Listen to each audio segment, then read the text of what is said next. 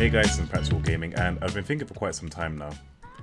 I really want the Google Stadia. Now this is crazy to me as the Nintendo Switch Lite is coming out pretty soon. I still haven't got a Switch myself, and there are a bunch of next-gen consoles that are right around the corner.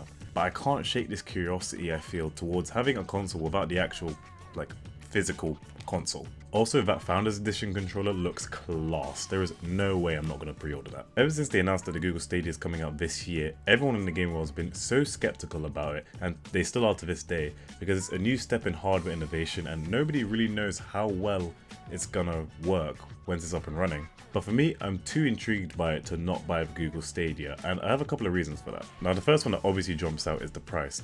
For a console in inverted commas, it's insanely cheap at £119. Now obviously this is due to the hardware being in various Google centers around the world, so essentially what you get is just the controller and a Chromecast. But if Stadia does work as Google says it will, then you can play games wherever you want with an internet connection, which will appeal to a lot of people who travel a lot or like to play on the go. Now the staple console for traveling is the Nintendo Switch, but until the new models come out, the battery life isn't great, so it'll be interesting to see how Google handles this, as the only thing they really need to worry about is the controller's battery. For only £119, considering that most of the next-gen consoles are going to be upwards of £400, it is very appealing. I also find the idea of not having the physical console to be kind of a good thing in some aspects. Now I live in a very small house, and as I get older I just accumulate more stuff, so things do tend to get a bit packed. Having an extra console alongside the next gen consoles and the potential Switch Lite is going to take up a lot of space, so having the option to not worry about it is pretty reassuring. And also the box it will come in most likely won't be any bigger than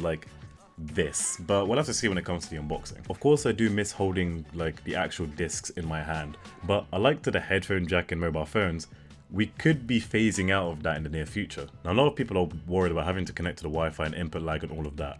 But for me, this won't be as big of an issue as people make it out to be for two reasons. Firstly, according to Google speed test, I am in the 4K range, and even if that does drop, I should be able to play with a decent enough quality. And secondly, if I do notice frames dropping, the kind of games that I'm playing aren't going to be your FPSs, which requires no input lag whatsoever. And to be honest, you really shouldn't be playing these kind of games on the Stadia if there's any possibility of that happening. If there is anything that I'm worried about, it's more the selection of games, which I'm hoping that Google can somewhat allay those fears in their latest Direct, because I don't care how cheap or good the console is.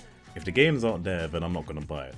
Especially since Stadia is not going to be the Netflix of games, which is what I was hoping it would be. I'm also curious to see how the cloud saving works, so when I do get to the Google Stadia, I am planning to play it on my TV, my desktop and my laptop, just to see how quickly I can change between devices. But until then, we're just gonna have to wait for the Stadia Direct, see what games are available, and see exactly how Google does plan to break into the gaming market. But yeah, I'm still gonna buy it. Well, that's it for me. A bit of a shorter video this time, but if you enjoyed it, then leave a like, subscribe, and make sure to comment down below about what your thoughts are on the Google Stadia. Thanks for watching, and I'll see you next time.